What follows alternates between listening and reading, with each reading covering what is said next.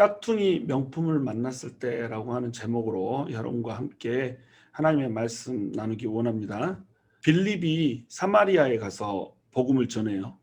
예루살렘 교회는 2만 명이 넘는 큰 교회였지만 예루살렘에 머물기를 원하였고 밖으로 퍼져나갈 생각을 하지 못하였습니다. 그때에 하나님께서 예루살렘 교회에 핍박이 임하게 하시고 성도들을 흩어보내세요. 흩어진 성도들은 주로 헬라파 유대인들, 기독교인들이 흩어졌다라고 얘기를 했죠. 핍박의 타겟이 헬라어를 사용하는 헬라파 유대인들이었던 겁니다. 그래서 그들이 흩어져 나갈 때에 복음이 전해질 수가 있었고 그 중에 한 명이 이제 빌립입니다. 빌립 집사는 사마리아에 가서 복음을 전했는데 그 전한 복음이 명품 논리였어요. 논리가 너무나도 명확했기 때문에 사마리아 사람들은 그 논리에 거부하지 못하고 예수 그리스도를 받아들일 수밖에 없었고 또 빌립이 전한 복음에는 표적이 따랐어요. 그래서 큰 표적과 기사가 따르고 또 귀신들이 쫓겨져 나가고 질병들이 고쳐져 나가고 앉았던 자들이 일어서게 되고 이런 일들이 벌어짐으로 말미암아서 사마리아에 큰 기쁨이 있더라. 이렇게 성경은 기록하고 있습니다. 복음은 기쁨을 주는 거예요. 복음이 임하면 기쁨이 없던 장소에 기쁨이 생기고 헛된 것들을 쫓았던 신앙에서 하나님을 쫓는 그런 신앙으로 성장할 수가 있게 되는 것입니다. 9절에 보시면 그 성에 시몬이라 하는 사람이 전부터 있어 마술을 행하여 사마리아 백성을 놀라게 하며 자칭 큰 자라 하니라고 기록되고 있습니다. 빌립에 의해서 복음이 사마리아 성에 베풀어지고 그 성에 큰 기쁨이 임하였다라고 하면서 복음이 승승장구하며 순풍에 돛을 단듯이 흘러가고 있는 그런 모습을 기술하다가 갑자기 시몬이라고 하는 사람 한 사람을 조명을 해요. 근데 이 사람이 마술을 행하던 마술사 또 마법사였다라고 기록을 하고 있습니다.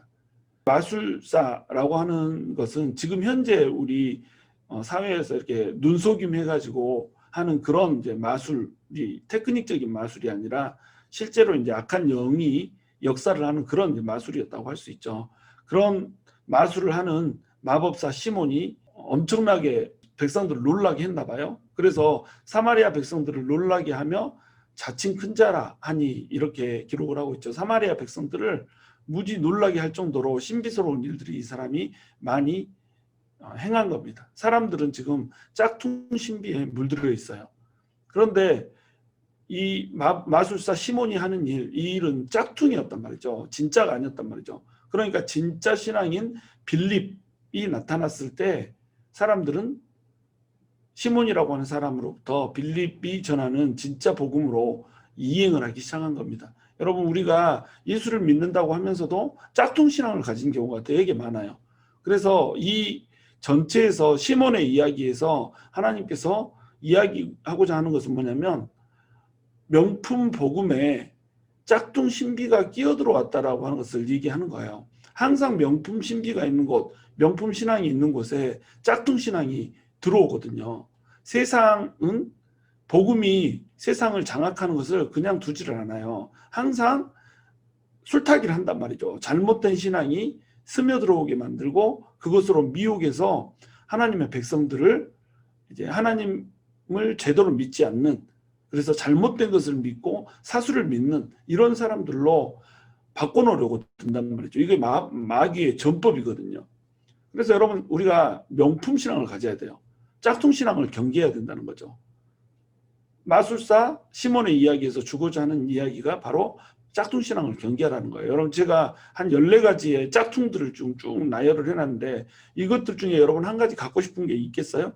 허르메스, 뭐 얼마니, 입생 노랑, 팔에 감어, 누이의 똥, 놀레스, 돌쇠가 반나, 겁지, 뭉크레라, 브라다, 까졌지에, 싸늘, 발냄새야 가, 그럼 아주 쭉 읽으시면서 여러분 제가 말할 때에 명품이 떠오르세요?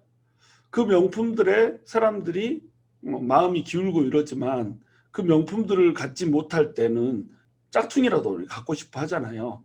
짝퉁을 갖고 싶어 하는 이유, 명품에 대한 동경 때문에 그런 거잖아요. 근데 우리가 짝퉁을 가지고 다니면서 이게 명품인 척 나는 할 수 있지만 내 스스로가 명품이 아니라고 하는 것을 알잖아요. 우리 신앙이 이래서는 안 된다는 거예요. 우리가 뭐 진짜 가방, 진짜 옷, 진짜 신발은 뭐 짝퉁 신을 수도 있죠. 근데 신앙만큼은 짝퉁을 가지면 안 된다는 겁니다. 진짜를 가져야 되는 거죠. 이 시몬이라고 하는 사람이 마술을 행하면서 사람들의 마음을 훔친 것, 이것은 짝퉁이었단 말이죠. 진짜 신비가 아니고 가짜 신비였단 말이에요. 레위기 19장 26절에서는 너희는 무엇이든지 핏째 먹지 말며 점을 치지 말며 술법을 행하지 말며 라고 기록하면서 술법을 행하지 말라라고 금지를 하고 있어요. 그러니까 마술은 율법으로 금지된 거였단 말이죠. 사마리아 사람들은 자기들 스스로 이스라엘 백성이라고 생각을 하는 사람들이었거든요. 유대인들에게는 무시를 받을지언정 자기들은 여호와를 믿는다라고 하는 여호와 신앙을 가졌다라고 주장하는 사람들이었단 말이죠. 근데 율법을 거역하고 있단 말이죠. 율법에서 금한 것을 이들은 하고 있단 말이죠. 이 사람들은 지금 금지된 것에 열광을 하고 있는 겁니다. 사마리아의 영적 상태들 그대로 반영을 하고 있는 거예요. 이 사람들의 특징은 혼합 종교였어요. 하나님을 믿는다라고 하면서도 다른 종교들을 혼합해서 믹스가 돼버린 거죠. 자기들이 신분이 믹스가 됐잖아요. 이스라엘 백성인데 이스라엘 백성들이 아수르의 혼합 정책으로 인해서 이게 섞여버렸잖아요.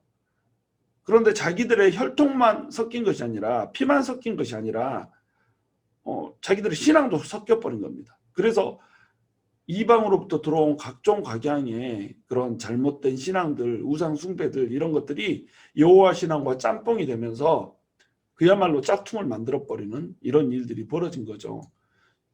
이렇게 사람들이 짝퉁에 빠지는 이유가 뭘까요? 왜 사람들은 하나님이 아닌 가짜에 열광을 하게 되는 걸까요? 그게 뭐냐면 우리 사람의 마음속에 신비를 추구하는 마음이 있는 겁니다. 우리 인간이 할 수 없는 것들을 해내는 어떤 것들을 신비하는 마음, 신비로워하고 그것들을 추구하는 마음이 있는 거예요. 인간이 결핍이 있기 때문에 풍요를 갈구하고 인간이 나약하기 때문에 또 강함을 강구하고 인간이 보이지 않는 세계를 볼 수 없기 때문에 보이지 않는 세계에 대한 동경을 한단 말이죠. 그러니까 신비로운 일이 딱 벌어지면 이 신비로운 일에 대해서 오 신기해 이러면서 빨려 들어갈 수밖에 없다는 겁니다. 또 두 번째는 하나님께서 영원을 사모하는 마음을 주셨거든요. 영원을 사모하는 마음을 주셨다는 건 뭐냐면 하나님을 찾을 수 있는 마음을 사람의 마음속에 빈 공간으로 남겨뒀단 말이에요. 이 빈 공간은 하나님이 채워야 되거든요. 근데 하나님이 아닌 다른 것으로 이것을 쓰레기로 이 빈 공간을 채우고 싶어 하는 겁니다. 그 중에 하나가 신비라는 거예요. 하나님은 신비로운 분이시기 때문에 그 신비를 추구하는 마음속에 신비를 보면 또 하나님의 그 특별한 계시를 보면 하나님을 믿을 수 있도록 하나님께서 그 마음속에다 공간을 뚫어 놓으신 건데 그 공간에 거짓 신비, 마귀가 가지고 들어오는 그 신비, 그것으로 그 공간을 채워버리는 겁니다. 그러니까 신비를 보면 사람들이 속아버리는 거예요. 근데 신비에 속는 이유, 거짓 신비에 속는 이유는 하나님으로부터 오는 진짜 신비, 명품 신비를 체험하지 못했기 때문에 그렇게 된다는 겁니다. 자, 짝퉁의 특징이 있어요. 그거 이제 9절부터 11절까지 쭉 보시면 사마리아 백성을 시몬이 놀라게 하며 자칭 큰 자라 하니 이렇게 기록하고 있죠. 또 10절에 보시면 낮은 사람부터 높은 사람까지 다 따르며 이르되 이 사람은 크다 일컫는 하나님의 능력이라 하더라. 11절 보시면 오랫동안 그 마술에 놀랐으므로 그들이 따르더니 이렇게 기록하고 있습니다. 율법이 금지하고 있는 행위, 사술을 행하고 있는데 이것을 사람들이 보고 놀라서 따르는 거예요. 낮은 사람부터 높은 사람까지 다 따르고 있는 겁니다. 그리고 이 사람은 크다 일컫는 하나님의 능력이라고 불러버려요. 시몬도 자기 스스로를 큰 자로 말을 하고 있고 사람들도 시몬을 하나님의 능력이라고 얘기를 해버린단 말이죠. 그래서 오랫동안 그 마술을 펼치니까 오랫동안 반해가지고 그 사람을 따르게 되는 이런 일이 벌어지게 된단 말이에요. 짝퉁의 첫 번째 특징은 뭐냐면 자기 영광을 구한다는 겁니다. 우리가 명품 신앙인지 짝퉁 신앙인지를 아는 분별하는 방법 중에 하나가 있어요. 우리가 하나님의 교회를 섬기고 하나님의 일을 하잖아요. 하나님의 일을 하다 보면 일을 열심히 하고 또 성과가 좋으면 사람들의 칭송이 들어오거든요. 이때 자기 영광을 구하면 이건 짝퉁 신앙이라는 겁니다. 자칭 큰 자라니 자기 자신을 큰 자라고 여기는 거예요. 하나님께서 은사를 부어주셔서 막 은사가 나타나가지고 치유도 하고 뭐 권능도 행하고 귀신도 쫓아내고 이러면 그것이 하나님으로부터 왔는데 마치 자기한테서부터 온 것처럼 자칭 큰 자라고 자기를 여겨버리는 거예요. 그리고 사람들에게 자기를 큰 자로 숭상하기를 은근 기대하고 또 심지어는 강요까지 한단 말이죠. 이게 짝퉁 신앙의 특징이라는 겁니다. 이 시몬이라고 하는 사람은 하나님으로부터 능력을 받은 게 아니에요. 악한 영으로부터 능력을 받아서 마술을 행하고 있는데 그걸 자칭 큰 자라고, 내가 무슨 능력이 있는 것처럼, 내가 어떤 영적인 존재인 것처럼, 고등한 존재인 것처럼 이렇게 행동하고 있다는 겁니다. 이게 짝퉁의 특징이거든요. 이것을 마귀가 종용을 하는 거예요. 마귀의 속삭임은 늘 뭐냐면 네가 하나님이야. 네가 하나님처럼 될 수 있어. 마귀가 맨 처음 인간에게 접근했을 때도 접근하여서 속인 게 뭐예요? 하와에게 네가 선악과를 따먹으면 하나님께서는 죽는다고 얘기하지만 정녕 죽지 않을 거야. 진짜로 죽지 않을 거야. 너는 이걸 따먹으면 하나님처럼 될 수 있어. 이렇게 얘기를 하니까 거기에 속아버리는 거거든요. 마귀는 우리에게 계속 네가 큰 자야. 네가 하나님처럼 될 수 있어. 네 인생은 네 거야.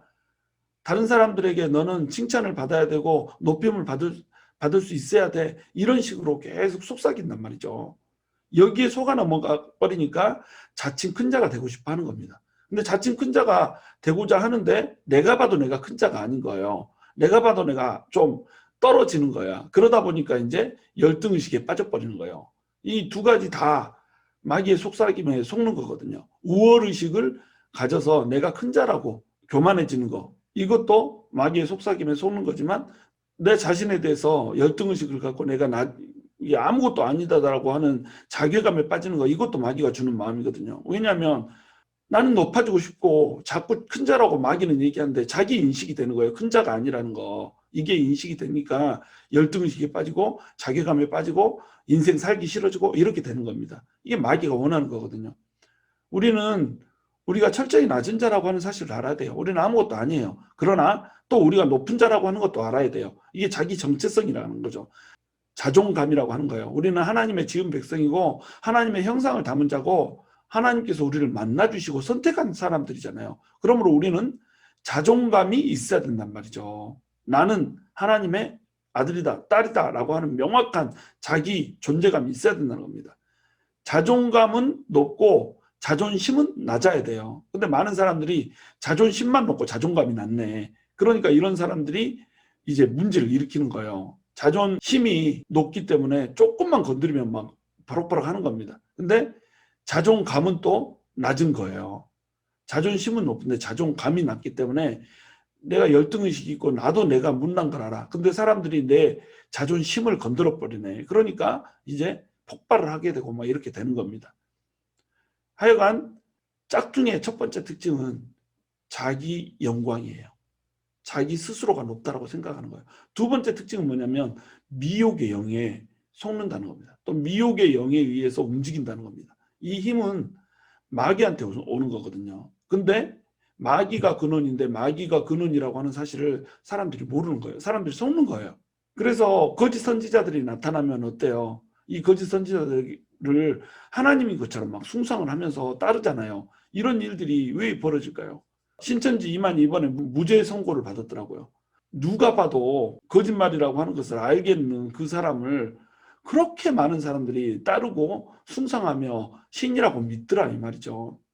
그게 왜 그럴까요? 미혹하는 영 때문에 그렇다는 겁니다. 마귀는 속이는 영이거든요.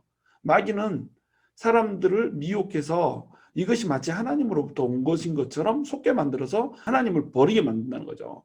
하나님으로부터 멀어지게 만들고 하나님이 차지해야 될 영광을 사람이 또는 그 뒤에 있는 악한 영들이 차지하게 만드는 이런 일들을 하는 것이 마귀가 하는 일이라는 거죠.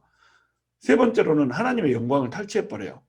사마리아 백성들이 시몬에 대해서 하는 얘기를 좀 들어보세요. 이 사람은 크다 일컫는 하나님의 능력이라. 아니, 시몬이 악한 영에 의해서 마술을 행하고 있는데 이 일을 하는 것은 하나님이 하게 하신다 정도도 아니고 이 사람 자체가 하나님의 능력이라고 얘기해버려요. 이 사람은 크다 일컫는 하나님의 능력이다. 영광을 시몬한테 돌려버리잖아요. 하나님이 차지해야 될 영광을 고작 악한 영에 사로잡혀서 마술을 행하고 있는 이 시몬한테 하나님의 능력이라고 영광을 돌려버린단 말이죠. 하나님의 영광을 탈취해버리는 겁니다. 우리가 영적 전쟁, 영적 전쟁 하지만 영적 전쟁의 이 초점은 뭐냐면 마음 탈취하는 거예요. 마음. 우리가 창조된 목적이 하나님을 사랑하고 하나님과 교제하는 거, 이게 창조된 목적이잖아요. 하나님께 영광을 돌리고 하나님과 교제하며 하나님을 찬양하며 하나님을 사랑하는 것, 이것이 우리 창조의 목적이란 말이죠. 그러니까 우리의 마음을 허락하신 이유는 뭐냐면 사랑하게 하려고 마음을 허락하신 거예요. 우리 마음에 세 가지가 있잖아요. 지성과 감정과 의지가 있잖아요. 우리의 지성으로 하나님이 우리의 창조주신 걸 알고 하나님이 우리를 사랑해 주시는 분이시라는 걸 알고 우리의 감정으로 하나님께 사랑을 돌려드리고 하나님께 감사를 표현하며 하나님을 송축하며 우리의 의지로 하나님만을 위해서 우리가 우리 일생을 드리겠다라고 하는 이 결단하는 것, 이것이 하나님께서 원하시는 우리의 마음이라는 거죠. 근데 이 마음을 강탈을 해버린 겁니다. 악한 마귀가 이 마음에 들어와서 하나님이 네 주인이 아니야, 네 인생의 주인은 너야 라고 하는 거짓된 정보를 주는 거예요. 하나님이 이 세상을 만들지 않아서 이 세상은 스스로 생겨났어. 거짓된 지식을 주는 거예요. 그러니까 있지도 않은 하나님을 왜 사랑해? 신비로운 걸 보여줄게. 나를 섬겨봐, 나를 믿어봐. 이렇게 미혹을 하는 겁니다. 그래서 하나님께 등을 돌리고 돌아서서 하나님을 거역하게 하고 내 스스로가 내 인생의 주인인 것처럼 살게 하는 거, 이게 영적 전쟁이거든요. 이 영적 전쟁의 끄트머리에 누가 있냐면 바로 마귀가 있다는 겁니다. 이 마귀가 지속적으로 사람을 공격해요. 사람을 공격하는데 마음을 차지해야 되기 때문에 이 마귀는 어떤 영역을 파고들겠어요? 마음의 그 세 가지 영역을 파고드는 겁니다. 지성의 영역, 감정의 영역, 의지의 영역을 지속적으로 파고들면서 한 사람이 하나님에게 못 나가도록 이렇게 만들어버린 거예요.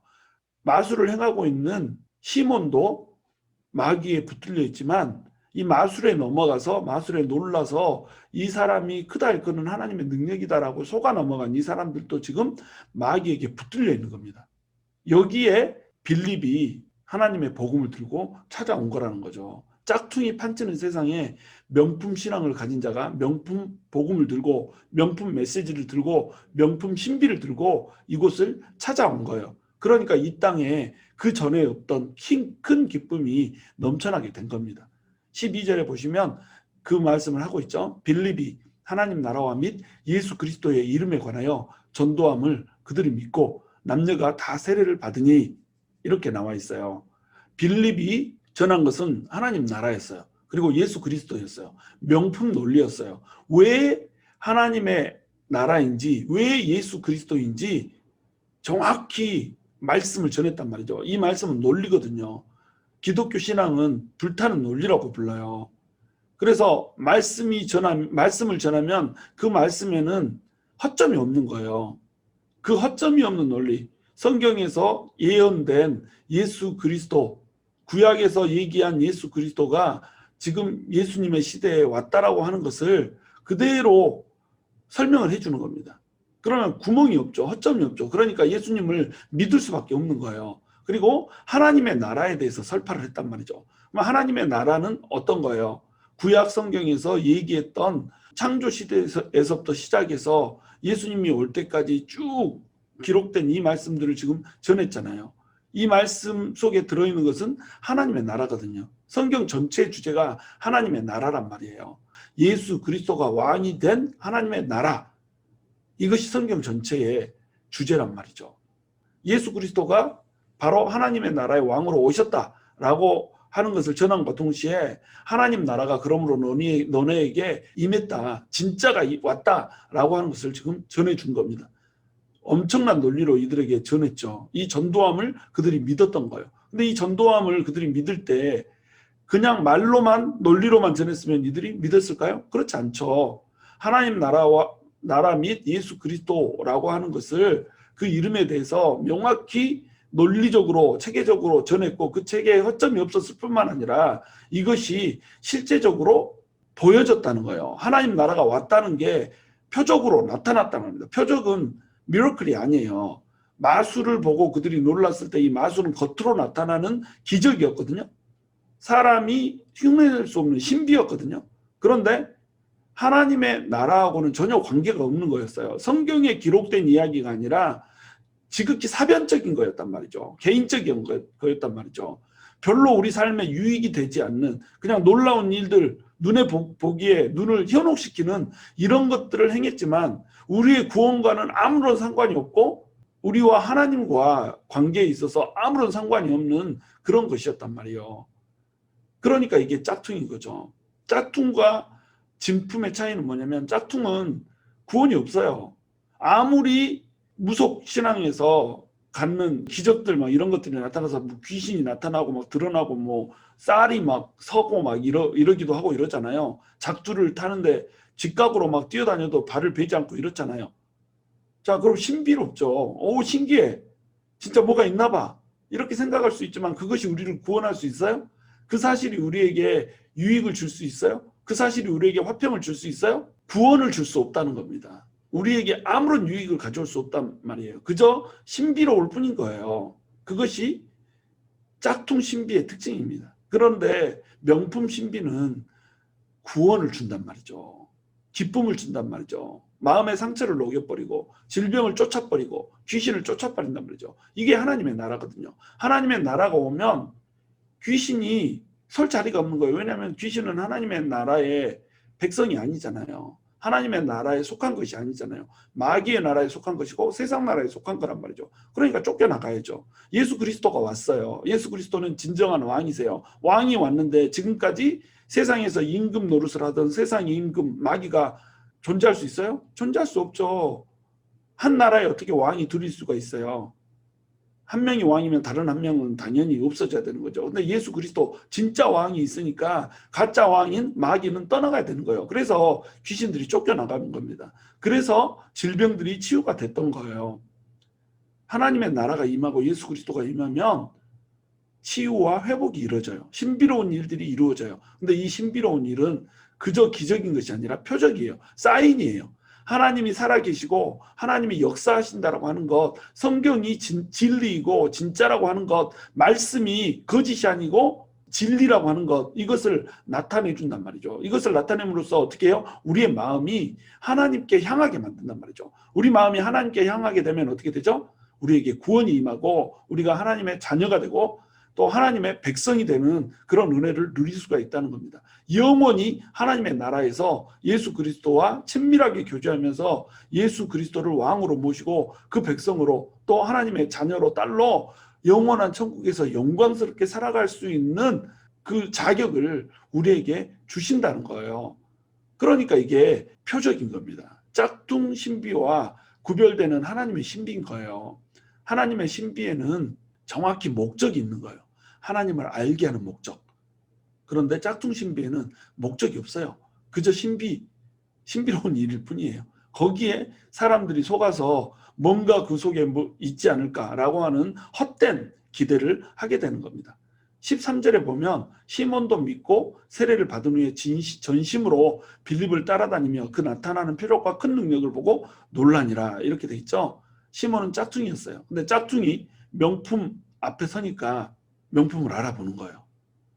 귀신도 예수님이 나타났을 때 어떻게 해요? 하나님의 아들이라고 하는 거 사람들은 몰라도 귀신은 귀신같이 알아보잖아요. 하나님의 진짜가 오면 귀신은 귀신같이 알아보는 거예요.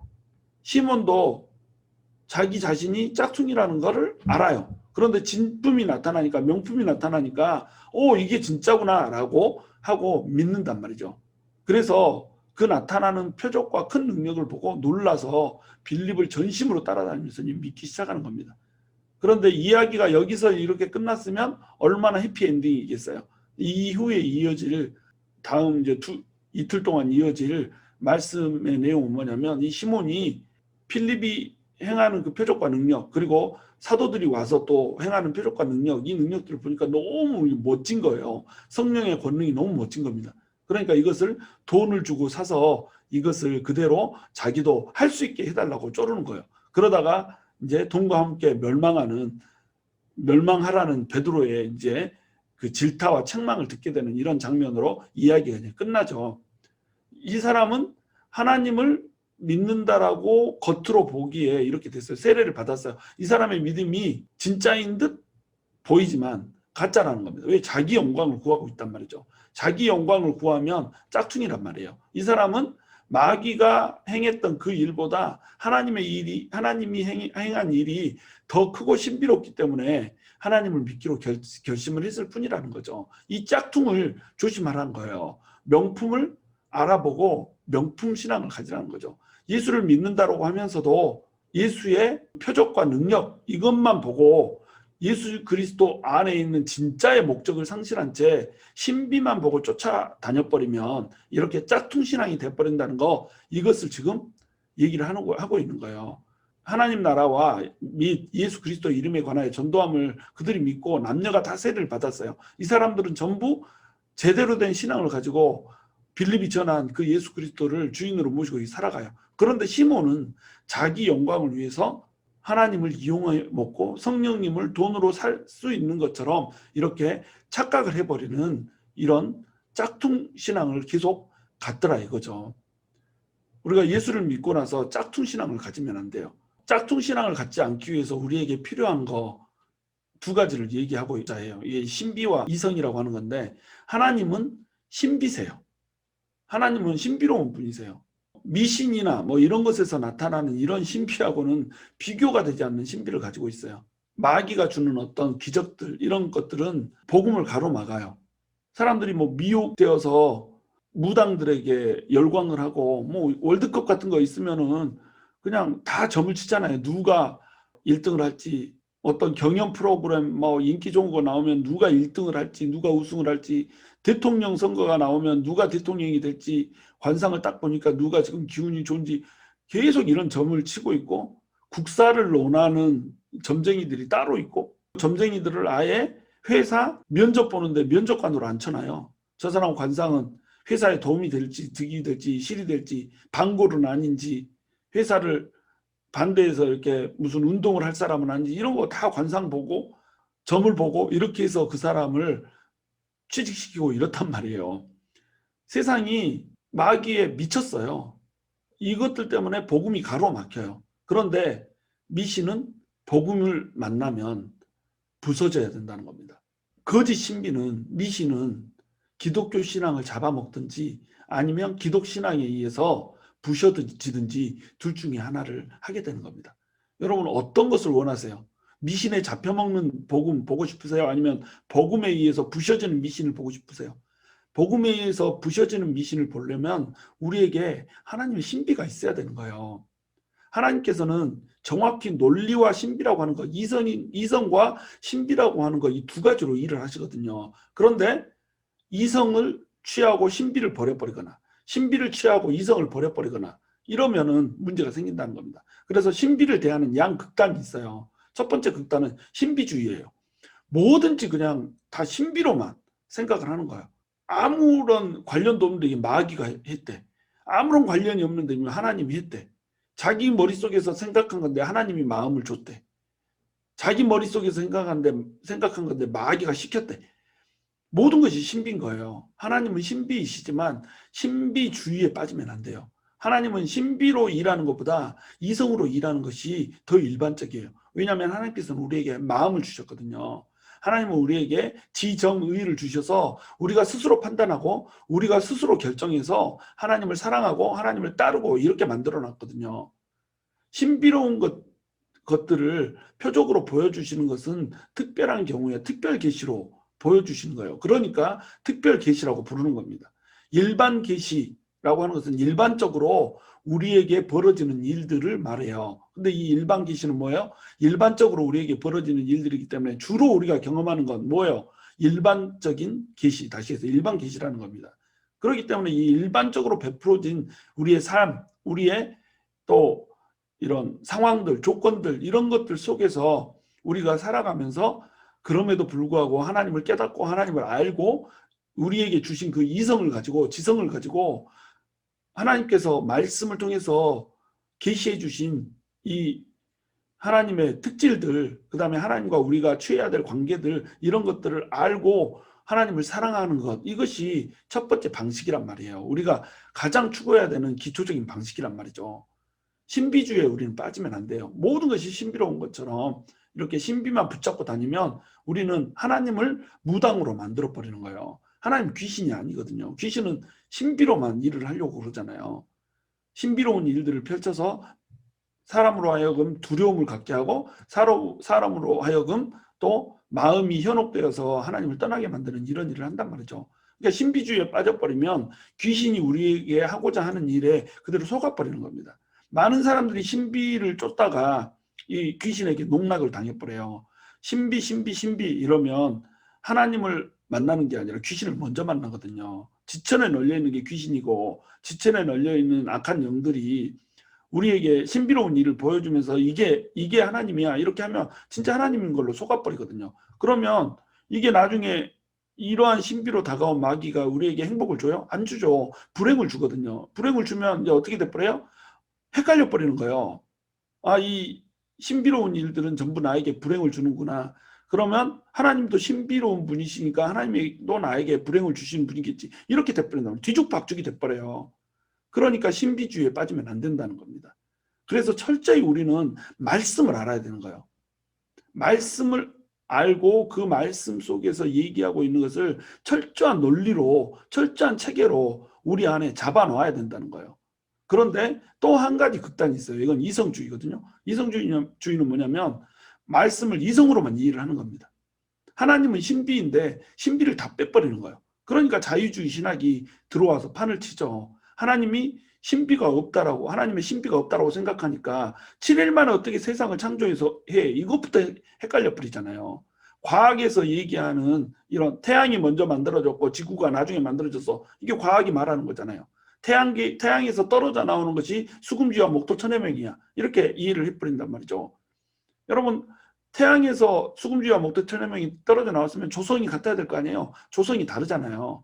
그리고 막 회전하다가 빵 터져서 나왔기 때문에 같은 방향으로 돌아야 되잖아요. 근데 어떤 별은 이렇게 돌고 어떤 별은 이렇게 돌고 이렇단 말이죠. 방향이 달라요. 예, 이런 식으로 과학적으로 따져도 진짜가 아닌 것을 사람들이 과학으로 얘기하니까 이걸 진짜로 이해를 해버린다는 거예요. 이게 이성주의거든요. 이게 과학주의고 세상이 어떻게 생겨났는지 사람이 어떻게 압니까? 그냥 추측할 뿐이고 다 자기 생각일 뿐이지. 그런데 이성주의에 빠져버리면 이게 다인 걸로 생각을 한단 말이에요. 그러니까 이성주의로 철저히 이성으로 돌아가서 바른 신앙을 갖자 이렇게 해놓고 자기들이 막 헷갈려 버리는 거예요. 이성주의 하다 보면 과학으로 가게 되고 과학 따지고 또 뭐 논리 따지고 이러다 보면 신비로 가득 찬 성경의 말씀을 이해를 할 수가 없는 겁니다. 나귀가 어떻게 말을 해요? 천사 눈에 보이지도 않는 게 어떻게 등장을 해서 이게 아들을 낳을 것이라고 하는 수태고지를 주고 막 이렇게 해요. 어떻게 해서 눈에 보이지 않는 귀신이 쫓겨나간다는 말을 그렇게 많이 해놔요. 어떻게 죽은 사람이 살아나요? 어떻게 처녀가 애를 낳아요? 이성주의로는 도무지 이해할 수 없는 신비로 성경이 가득 차 있잖아요. 그런데 이성만 가지고 하나님을 믿으라고요? 신비로 가득 차 있는 성경을 어떻게 이성만 갖고 믿어요? 그러니까 이성 하다가 실족해서 하나님을 제대로 못 믿고 의심투성이가 이렇게 되는 거죠. 하나님은 정확히 신비세요. 그러면서 하나님은 정확히 이성이란 말이죠. 신비와 이성이 밸런스를 이루어야 비로소 하나님이 발견이 되는 겁니다. 이 밸런스를 제대로 갖고 있어야 명품 신앙이 되는 거예요. 여러분, 오늘날에도 얼마나 많은 사람들이 악한 영에 사로잡혀 있는 줄 아세요? 귀신 들려서 사람이 이해할 수 없는 행동들을 하잖아요. 귀신 들려서 사람들이 어떻게 할 수 없는 중독에 빠져버리잖아요. 여러분, 마약 중독. 어떻게 마약 중독 걸린 사람에게 복음 전해서 이거 나오게 할 거예요? 동성애에 빠진 사람 어떻게 해서 이 사람 동성애로부터 나오게 할 건데요? 어떻게 해서 귀신 들려가지고 자기 몸을 물에도 던지고 불에도 던지는 사람, 이 사람에게 복음 전해서 이 사람 나오게 할 건데요? 이 사람은 이성이 없는데 신비로운 일을 하는 마귀 귀신에 붙들려 가지고 이성을 상실해 버렸는데 어떻게 복음 전해서 이 사람 변화되게 만들 건데요. 신비가 있어야 되는 겁니다. 권능으로 능력으로 쫓아내야지. 쫓겨나가고 나면 그때 이 복음을 전할 때 이 복음에 힘이 실리는 거 아니에요. 논리에 힘이 실리는 거 아니에요. 그런데 신비 이렇게 해버리면 하나님의 체계는 없이 하나님이 나에게 말씀하셔서 하나님이 말씀하긴 뭘 말씀해요. 성경도 모르는데. 하나님은 성경을 넘어서는 말씀을 절대 하지 않아요. 성경 안에서만 말씀을 하세요. 성경 말씀으로 말씀한다는 얘기가 아니라 성경을 넘어서는 계시라고 하는 것은 없다는 겁니다. 하나님께서는 지금도 우리에게 음성을 들려주시고 우리와 교제하시면서 우리 마음에 감동을 주셔서 우리가 하나님이 원하신 대로 가기를 원하세요. 이것을 성령님의 조명이라고 하는 겁니다. 성령님께서는 우리에게 빛을 주셔서 우리가 하나님이 원하시는 방향으로 갈 수 있도록 우리에게 계속 속삭이시고 말씀하세요. 그런데 그것으로만 우리가 가려고 하면 어떻게 되냐면 하나님이 나에게 직통으로 말씀하셨다. 하나님이 나한테 이렇게 말했다. 뭐 두세 사람이 서로 하나님이 나에게 말씀하셨다는데 말한 내용이 다 틀려. 그럼 하나님은 도대체 몇 개요? 한 하나님인데 왜 그렇게 말이 다 틀리냐고요. 이게 이성을 배제하고 신비로만 접근한 신비주의의 문제라는 거예요. 우리는 신비주의에 빠져도 안 되고 이성주의에 빠져도 안 돼요. 정확히 하나님이 주시는 그 신비 가운데 하나님이 주시는 표적 가운데 악한 영들을 물리칠 수 있는 힘이 우리에게 있어야 돼요. 그러나 정확히 성경에서 말씀하고 계시는 그 말씀의 체계와 논리를 정확히 우리는 알고 있어야 된단 말이죠. 그래야 이 이성과 신비의 밸런스 가운데 우리가 명품 신앙을 가질 수 있다는 겁니다. 이성주의에 과학주의에 합리주의에 흔들림 없이 하나님이 진짜로 살아 계시다라고 하는 것을 우리가 경험한 신비로 우리가 체험한 신비로 확증할 수가 있는 거예요. 그래야 우리의 믿음이 흔들리지 않는 거예요. 우리가 경험한 신비가 있다고 한다면 정확히 하나님의 말씀의 체계 안에서 이것이 구체화되고 이것이 다루어져야 돼요. 하나님의 말씀이라고 하는 질서 안에서 신비가 다루어져야 된단 말입니다. 그래야 악한 영이 하는 신비인지 지금 하나님이 주시는 신비인지 구별이 되고 그래야 잘못된 길로 빠지지 않고 하나님이 원하시는 그 제대로 된 신앙, 명품 신앙을 가질 수가 있단 말이에요. 저와 여러분이 이 신비와 이성의 밸런스 속에서 정말 하나님을 아름답게 사랑하고 바르게 믿는 그러한 은혜가 있기를 주님의 이름으로 축원합니다.